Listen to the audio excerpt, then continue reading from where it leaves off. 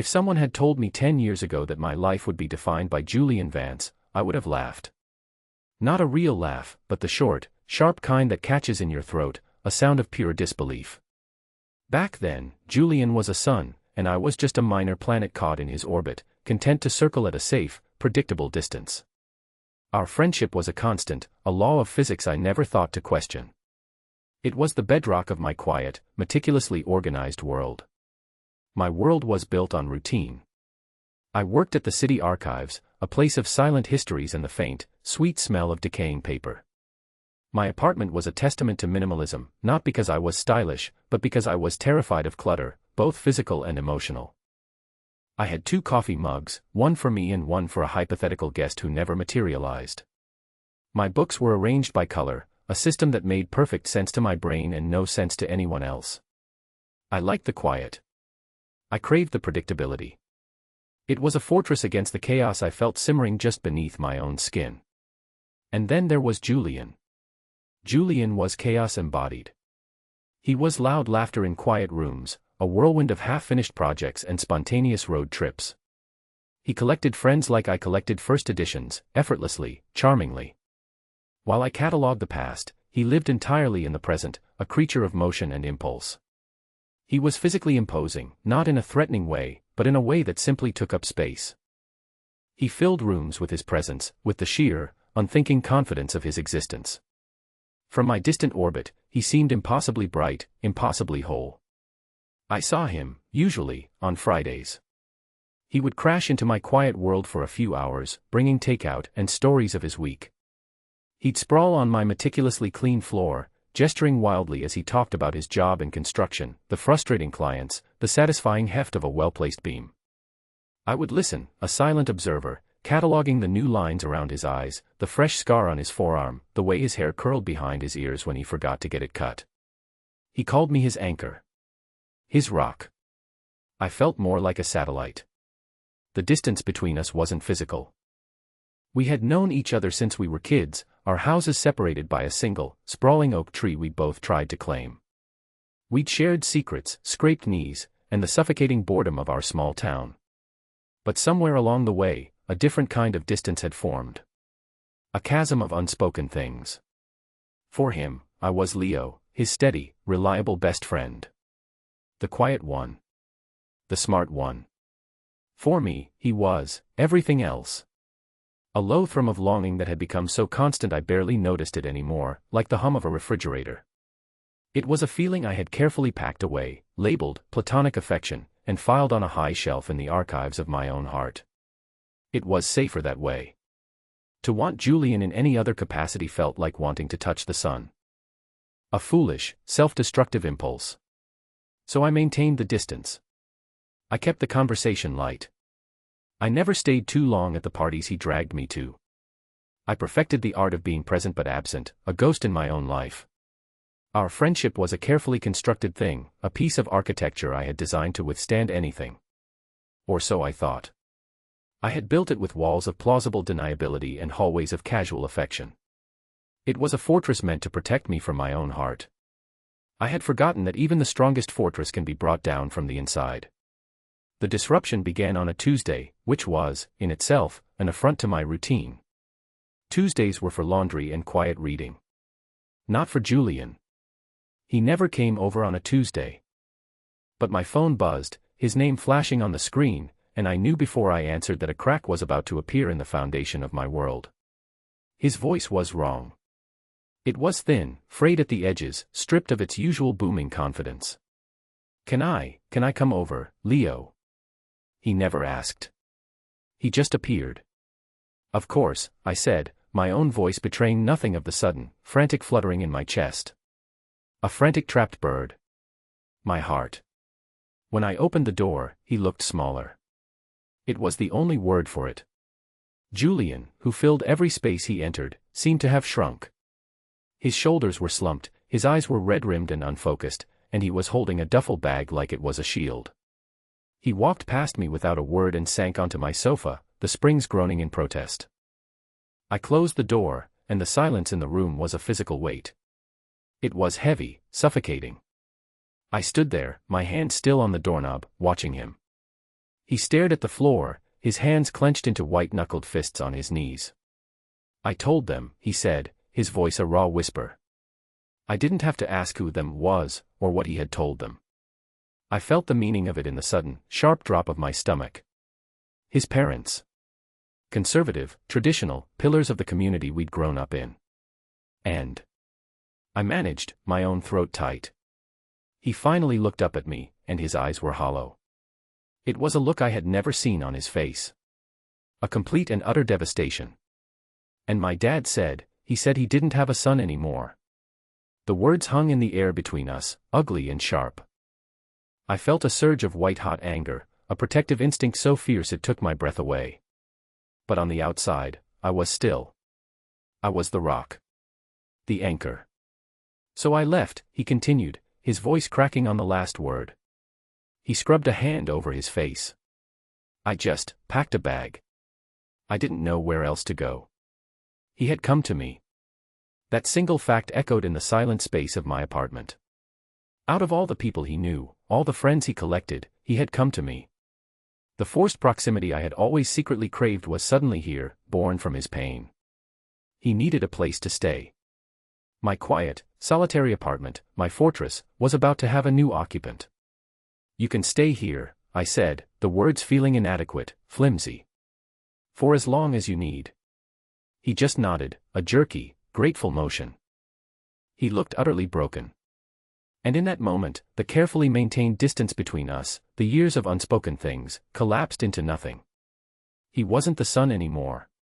He was just a man, hurting and lost, and he had come to my door.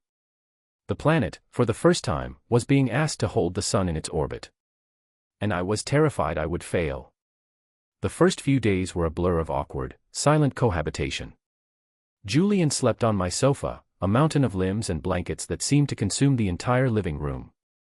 My apartment, which had always felt perfectly sized for one, was now impossibly small. I was constantly aware of him, of the space he took up, of the sound of his breathing in the dark.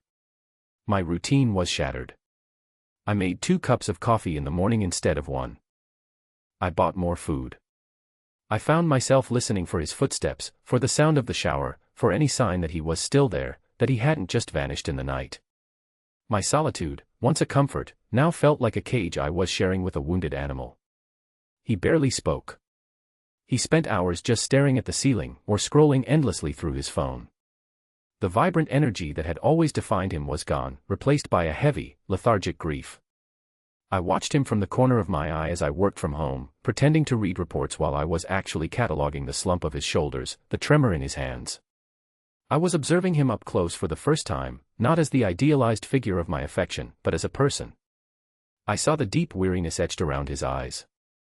I saw the way his thumb worried at a frayed seam on his jeans, a nervous habit I'd never noticed. I saw the vulnerability he had always kept hidden behind a wall of easy smiles and loud jokes. He was just as guarded as I was, in his own way. His fortress was noise, mine was silence. One morning, I was in the kitchen, fumbling with the coffee maker, my mind still thick with sleep. He came up behind me, reaching for a mug in the cabinet above my head. His arm brushed against mine, a fleeting, accidental contact of skin on skin. It was nothing. It was everything. A jolt, hot and sharp, shot through me. It was like grabbing a live wire. My breath hitched.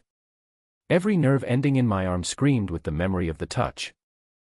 My heart, that frantic bird, beat its wings against my ribs, a panicked, desperate rhythm.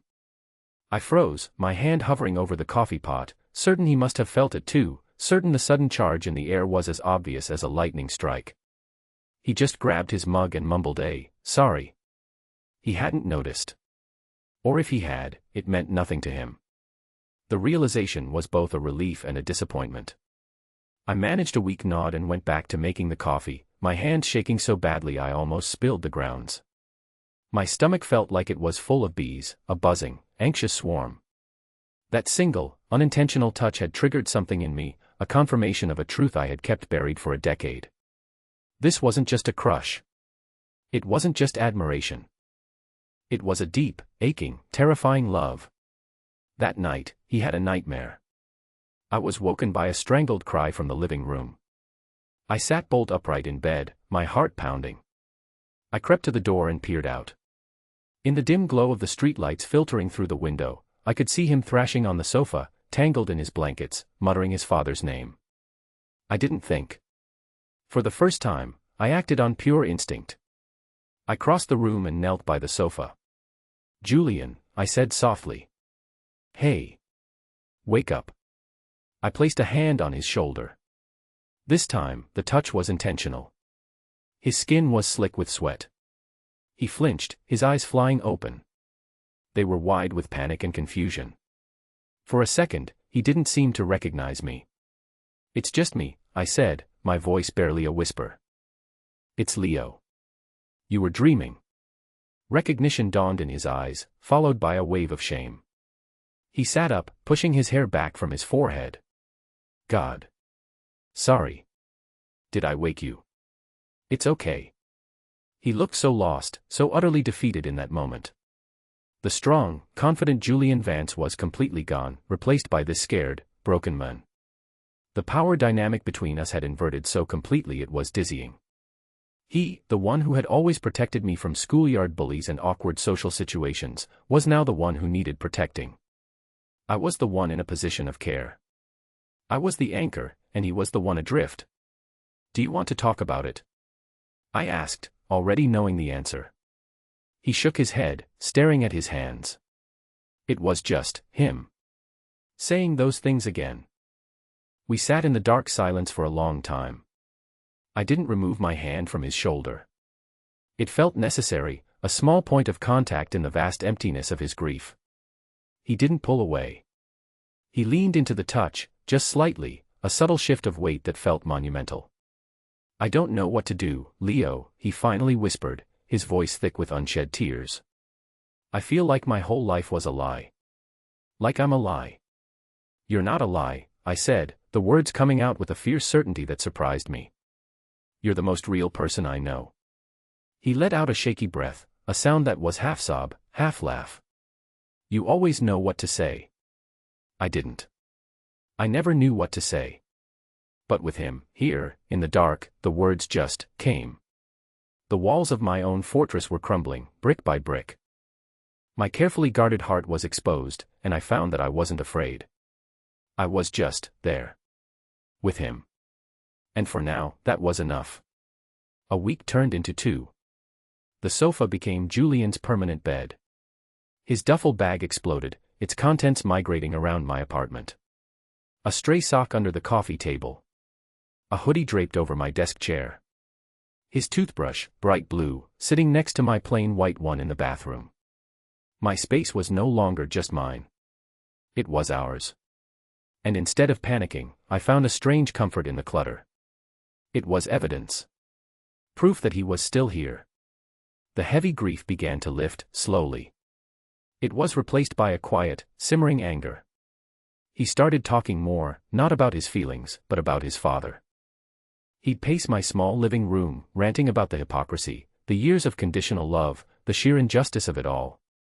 I would just listen, letting his anger fill the space, a cleansing fire. I was his sounding board, his witness. One night, a storm rolled in, the kind that rattles the window panes and makes the lights flicker.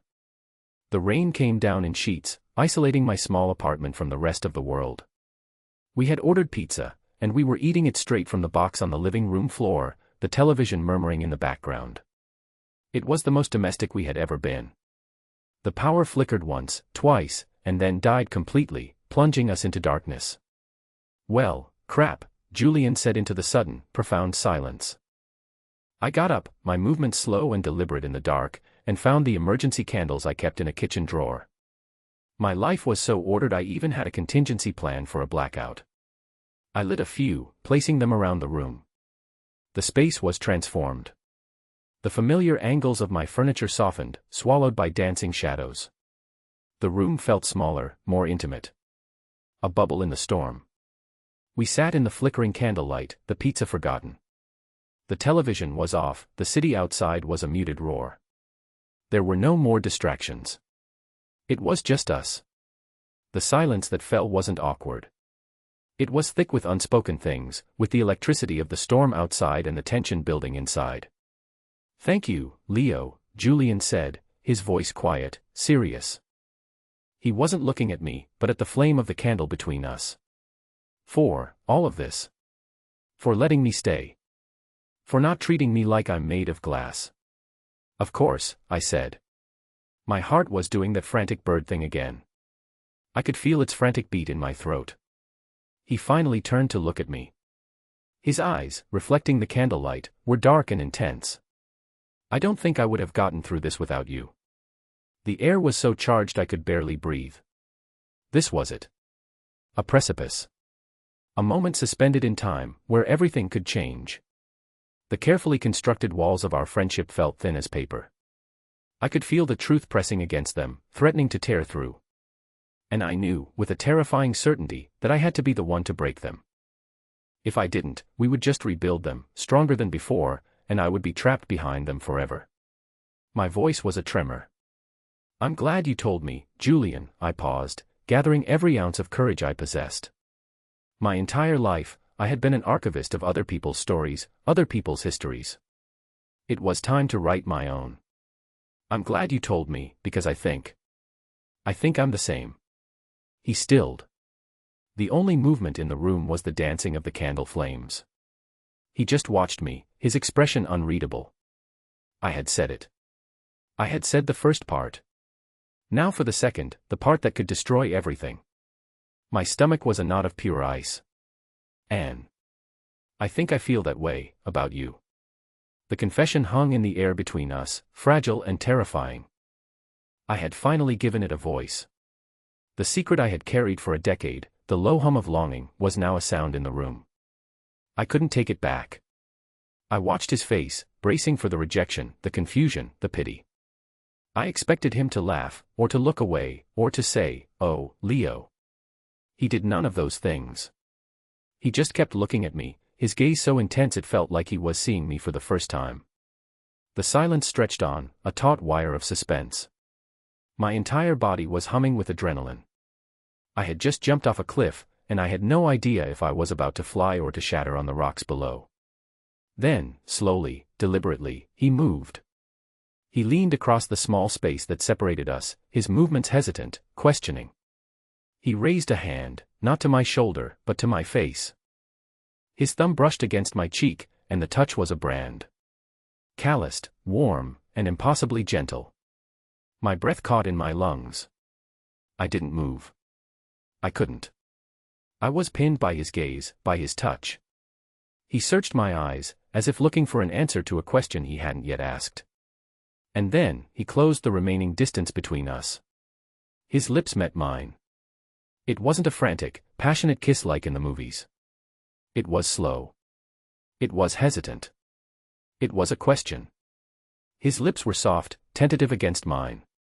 It was a kiss of discovery, of disbelief. It was the most honest thing I had ever experienced. All the years of unspoken words, of careful distance, of secret longing, were poured into that single, gentle contact. I responded with my own decade of silence, a quiet surrender. I leaned into him, my hand coming up to rest on his chest. I could feel his heart hammering against my palm, a frantic rhythm that matched my own. We were two frantic birds, finally escaped from our cages. He pulled back slightly, his forehead resting against mine. His eyes were still closed. "Leo," he breathed, my name a sound of wonder. I couldn't speak. I could only feel. The warmth of his skin, the scent of rain and soap, the solid reality of him, here, with me. The storm raged outside, but inside our little candlelit bubble, the world was perfectly, terrifyingly still. The turning point had come. The fortress was in ruins. And I was standing in the rubble, completely exposed, and for the first time in my life, I felt utterly, completely free. I woke up to the pale gray light of dawn. The storm had passed. The apartment was silent. Too silent. I was in my own bed. Alone. For a confusing moment, I thought I had dreamed it all. The confession. The kiss. The feeling of Julian's hand on my face. It felt too good, too impossible to be real. A fantasy spun from loneliness and candlelight. Then I saw it. His hoodie, the one he always wore, was lying in a heap on my desk chair. The scent of him still clung to my pillow. It had been real. My heart, which had felt so free just hours before, plummeted into a cold, dark pit of anxiety. I sat up, listening. The silence from the living room was absolute. No sound of breathing, no rustle of blankets. I got out of bed, my feet cold on the wooden floor. I walked into the living room. The sofa was empty. The blankets were folded, a neat, impersonal square at one end. His duffel bag was gone. His shoes were gone from their spot by the door. He was gone. Panic, cold and sharp, clawed its way up my throat. My mind, my worst enemy, began to spin its terrible narrative. I had misread everything. He had been vulnerable, grieving, and I had taken advantage of it. The kiss wasn't a confession, it was a mistake. A moment of confusion in the dark. He had woken up this morning, horrified by what he'd done, and he had fled. I had ruined everything. Our friendship, the one constant in my life, was now a casualty of my stupid, selfish heart. I had finally touched the sun, and I had been burned. Worse, I had extinguished it. The shame was a physical weight, pressing down on my chest, making it hard to breathe. I sank onto the neatly folded blankets, the place where he had slept for 2 weeks, and felt the full, crushing weight of his absence. My apartment, which had felt so full and alive with his presence, was now a tomb.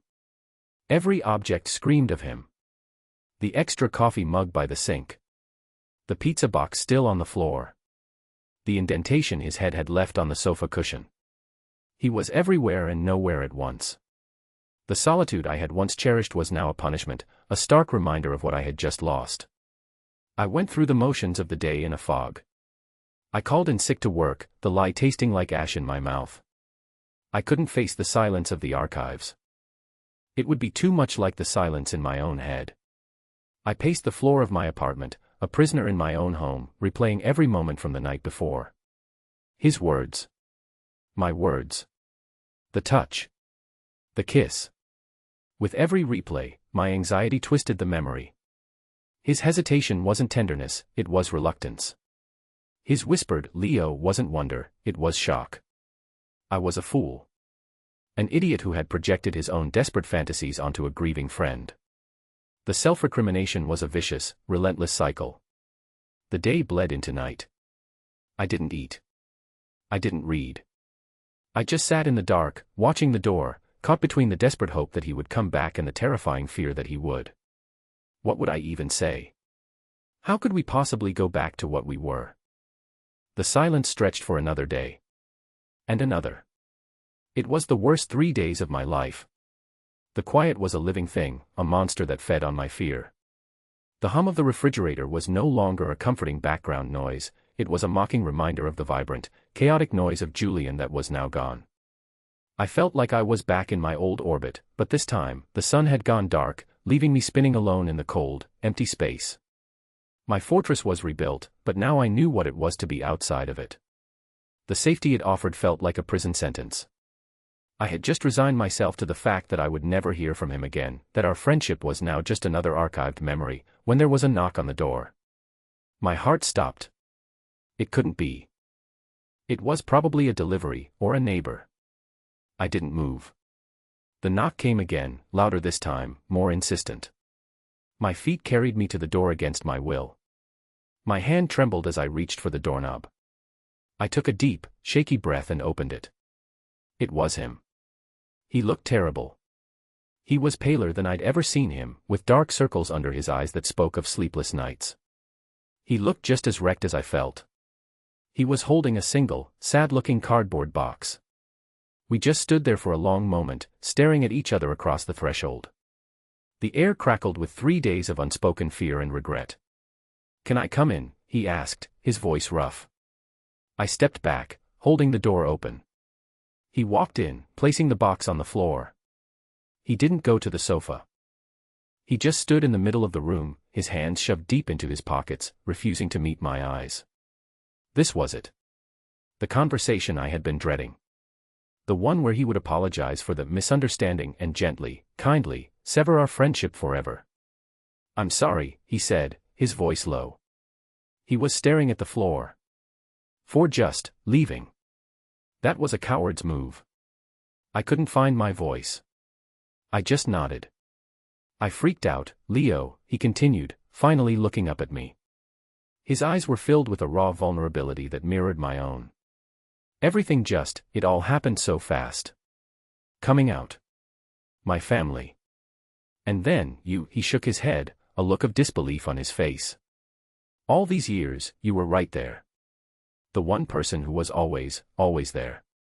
And I never saw it. I never let myself see it. My breath hitched. This was not the speech I had prepared for.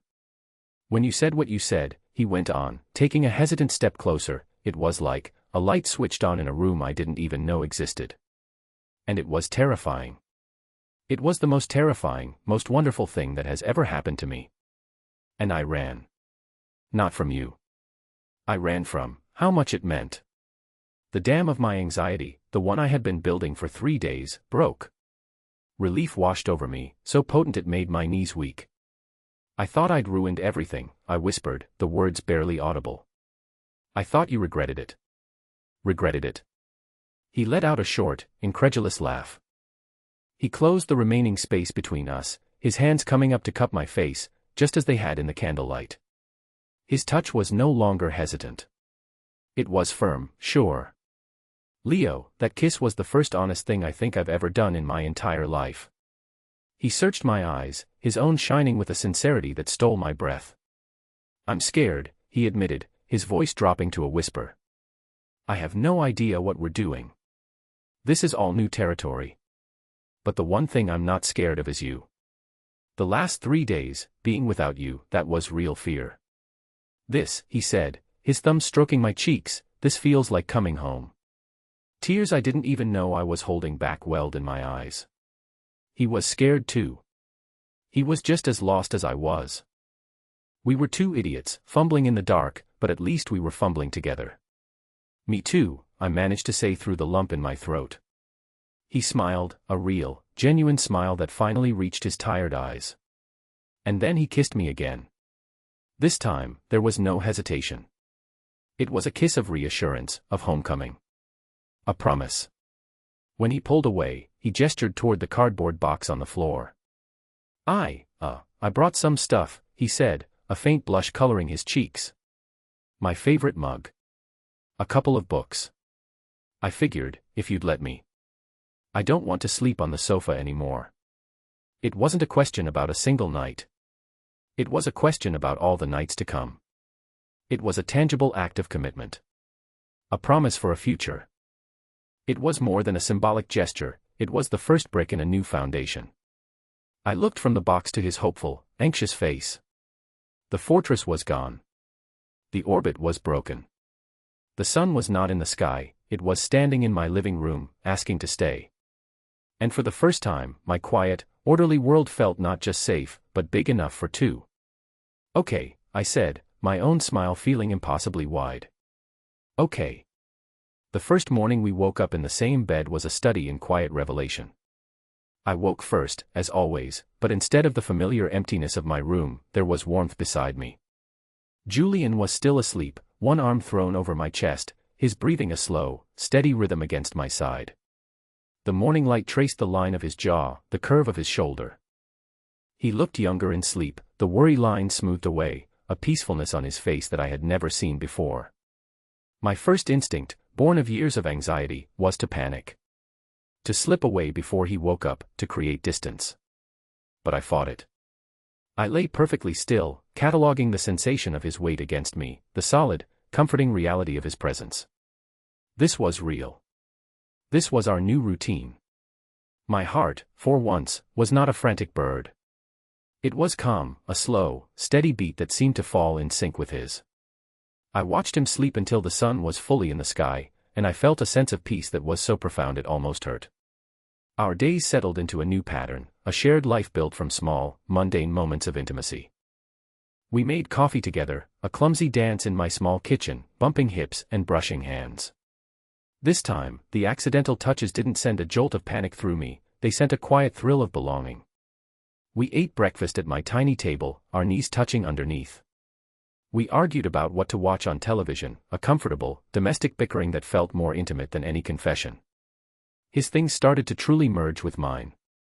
His ridiculously large collection of graphic novels found a home on my meticulously organized bookshelves, a splash of chaotic color amongst my monochrome spines. His guitar, which he hadn't played in years, appeared in a corner of the living room. One night, I came home from work to find him sitting on the floor, softly strumming a tune, filling the apartment with a sound that was entirely his.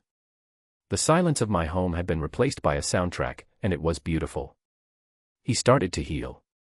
The anger toward his family didn't disappear, but it softened, tempered by the new happiness he was finding.